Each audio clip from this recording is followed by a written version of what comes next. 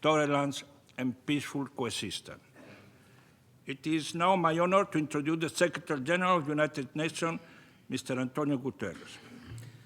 Honorable Minister, Excellencies, ladies and gentlemen.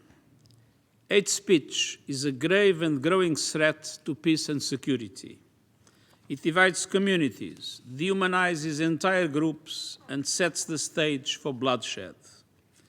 It's also a deliberate and a core component in the playbook for virtually every genocide and atrocity crime. We must break this outrageous cycle through education, support for those targeted by abuse, stronger interventions by governments and technology companies, and deeper engagement with traditional and indigenous leaders, the focus of the Muscat Plan of Action launched here today. I commend those leading this process, notably the Sultanate of Oman, the UN Office on Genocide Prevention and the Responsibility to Protect, and the Network for Religious and Traditional Peacemakers. I also thank the United Nations Alliance of Civilizations for co-hosting this event, building on its efforts to foster peaceful, inclusive, and just societies through intercultural and interreligious dialogue. And I thank all of you here this afternoon for recognizing traditional and indigenous leaders as essential partners in the quest for peace and security. Your support has never been more needed. Across the world, we see conflicts raging, inequalities widening, climate chaos worsening, and hate speech spreading faster than ever, amplified by unregulated platforms and intensified by artificial intelligence. Excellencies, the primary responsibility for preventing genocide and other atrocity crimes rests with states, but all of society plays a role. The Muscat Plan of Action draws on centuries of knowledge and the expertise of traditional and indigenous leaders. It reminds us that hate speech is both a warning sign that violence is coming and a catalyst that speeds its arrival. To address this challenge, we need action at all levels. I see 4 areas where member states can play a vital role. First, by holding digital platforms to account on matters of public safety.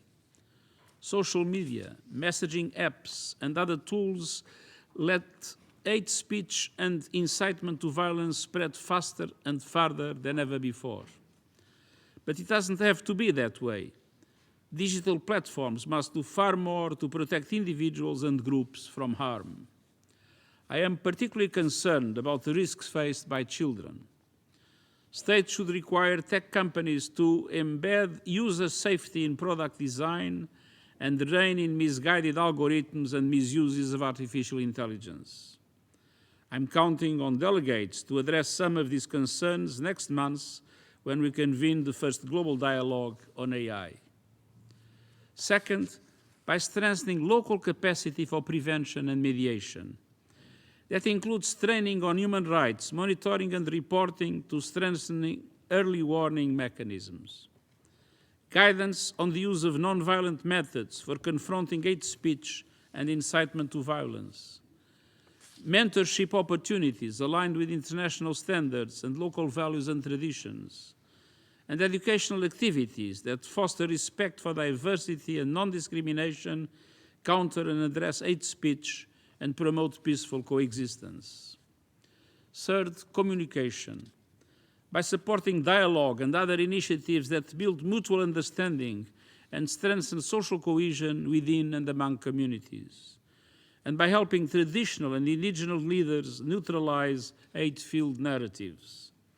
This includes deconstructing myths and refuting harmful ideologies and rumors, denouncing instances of incitement to violence, and promoting tolerance, mutual coexistence, and understanding.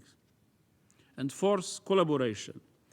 That means expanding opportunities for traditional and indigenous leaders to mediate local conflicts with support from political leaders and institutions. Enhancing collaboration between traditional, indigenous, and political actors around shared goals, and developing policy guidance and resources on local mechanisms for countering hate speech and preventing genocide and other atrocity crimes. The United Nations is committed to strengthening the role of traditional and indigenous leaders in the prevention and resolution of conflicts. You bring crucial knowledge of local realities, plus the respect and trust of your people. Your authority and influence can help ease tensions before they escalate. And your lived experience makes it more likely that the mediation and settlement of disputes will be respected, implemented, and sustained. This is why your perspectives must be front and center in efforts to combat hate speech and prevent genocide and other atrocity crimes. And this includes faith leaders, youth leaders, and women leaders.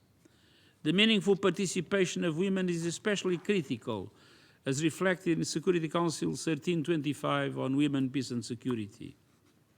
Excellencies, we must confront hate speech and uphold human rights and human dignity before it is too late.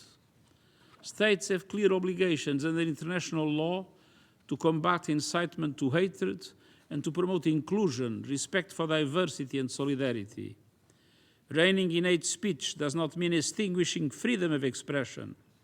At the same time, freedom of expression must never be an excuse for harmful messages. I am determined to keep advancing the United Nations strategy and plan of action on hate speech, as well as the global principles for information integrity, our roadmap to a safer, more ethical digital ecosystem. And I count on your support to ensure the Muscat Plan of Action empowers traditional and indigenous leaders to help counter hate and prevent atrocities. Together, we can build the inclusive, just, and peaceful societies all people deserve, and I thank you.